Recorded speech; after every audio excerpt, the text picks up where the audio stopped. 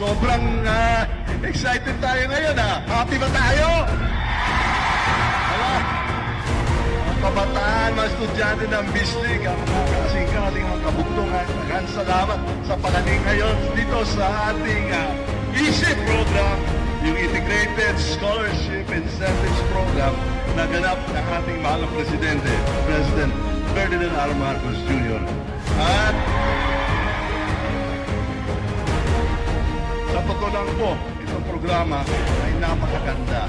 Nag-isipan ko na itong mahal na Presidente at kami po sa 19th Congress, sama-sama kami sa kanya dito kay ang kabataan, ang estudyante ay number one priority sa ating isip, sa ating puso.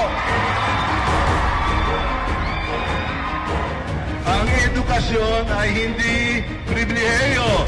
Ang edukasyon ay karapatan!